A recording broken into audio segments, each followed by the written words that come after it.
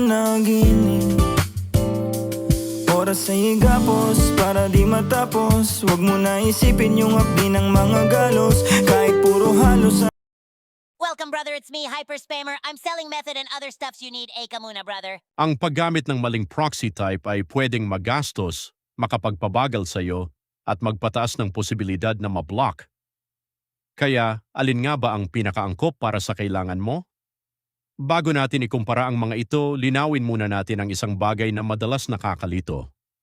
Ang residential, data center, ISP at mobile ay tumutukoy sa pinagmula ng IP address.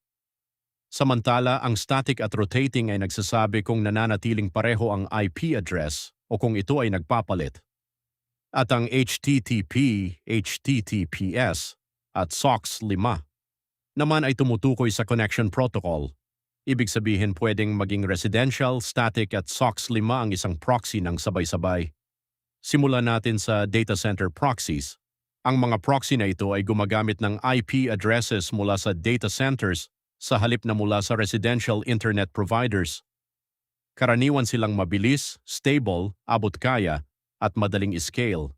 Kaya magandang gamitin ang mga ito kapag speed at malaking volume ang pinakaimportante. Ang trade-off naman ay mas madali para sa mga website na matukoy na ang IP address ay galing sa isang data center, samantala ang residential proxies ay gumagamit ng IP addresses na nauugnay sa totoong home internet connections, mas malawak ang location coverage nila at mas kahawig ng regular na traffic mula sa mga ordinaryong users. Karaniwan silang mas mahal at maraming residential proxy services ang gumagamit ng rotating IP addresses, pero available din ang static options. Ang ISP proxies na tinatawag ding static residential proxies ay nasa pagitan ng dalawang ito. Ang kanilang IP addresses ay registered sa consumer internet providers pero naka-host sa mga servers.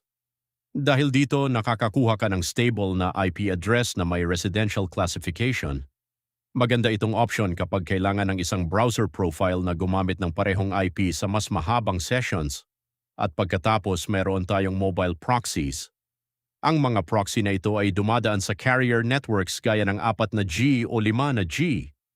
Maaari silang magkaroon ng magandang IP reputation, pero kadalasan ay mas mahal at hindi kasing predictable.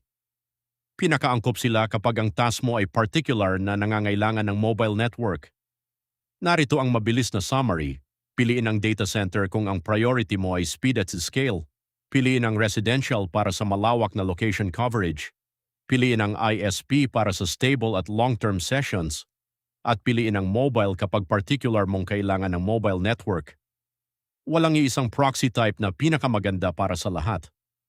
Ang tamang choice ay depende sa target website, budget mo, at kung gaano katagal kailangang maging consistent ang session.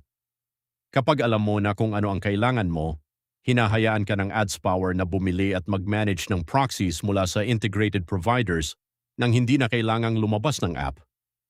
Pumunta sa proxies at i-click ang Buy Proxy. Sa ngayon, kasama sa static options ang residential ISP at data center proxies gamit ang SOCKS 5. Available din ang dynamic proxy packages sa dynamic proxy page. Piliin ang option na pinakaangkop sa task mo at kumpletuhin ang order. Pagkatapos, i-bind ang proxy sa isang browser profile at gamitin ang check proxy bago ito buksan. Hindi mo na kailangang mag-copy at paste ng proxy details sa iba't ibang platforms. Anong proxy type ang pinakamadalas mong ginagamit? Ka muna bother sabay, sheesh, it's me, Hyper Spammer.